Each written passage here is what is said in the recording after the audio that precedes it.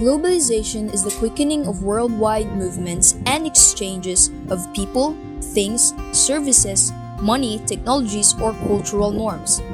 Globalization encourages and boosts interaction between various communities and locations around the world, which is one of its consequences. Now, if we are to turn to our study material in contemporary world, we can find on page 7 to 9 that the best scholarly description of globalization thus far has been provided by Manfred Steger, who described the process as the expansion and intensification of social relations and consciousness across world time and across world space. Now, expansion means what the word literally means, expand.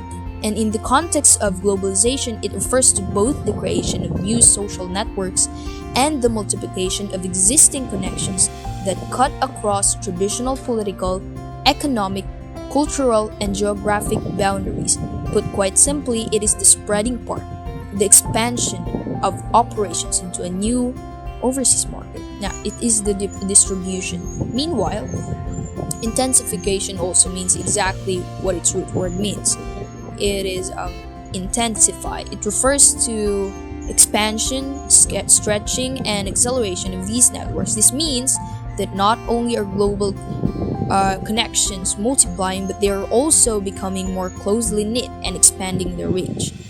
The final attribute of this definition relates to the way people perceive time and space.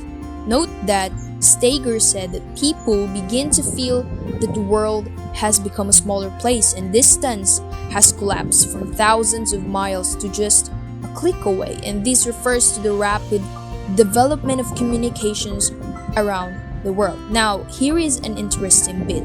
Steger posits that his definition of globalization must be differentiated with an ideology he calls globalism. If globalization represents the many processes that allow for the expansion and intensification of global connections, globalism, on the other hand, is a widespread belief among powerful people that the global integration of economic markets is beneficial for everyone, since it spreads freedom and democracy across the world. We frequently consider globalization to be an economic and financial phenomenon as a result of trade developments and financial exchanges. However, it covers a lot more ground than just the flow of products, services, or cash. Some examples of globalization, sometimes referred to as the globalization idea map, include, now I have to tell you to note here about the root words. Now, economic globalization speaks about economic, obviously. Financial globalization talks about cash and cash flows. Cultural globalization talks about its culture and its spread. Political globalizations, on the other hand, talks about politics, decision makings of the higher ups in the governments. Sociological globalization talks about society. Technological globalization talks about technology and development. Geographic globalization talks about geography. Ecological globalization talks about ecology. It is thought useful to pose straightforward questions like, is globalization good or bad? Because various people experience it in a number of ways. Is it advantageous or unfavorable? Two premises set the stage for the conversation. First of all, there are several levels to the complex phenomena known as globalization. And second, it is a process that is uneven and has varying effects on individuals. There are proponents and opponents of globalization because it has advantages and disadvantages related to being intertwined with nations and markets all over the world. The fact that globalization affects us and the decisions we make regardless of your position in the issue underscores how crucial it is to comprehend it. Benefits of globalization can be found in numerous fields.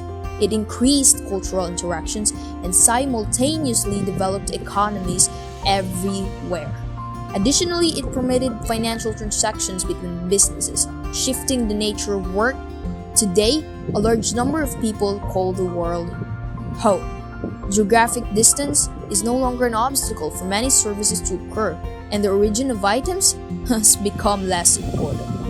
If we are to dig deeper, we'll find examples like: first, the most visible impacts of globalization are definitely the ones affecting the economic world. Globalization has led to a sharp increase in trade and economic exchanges, but also to a multiplication of financial exchanges.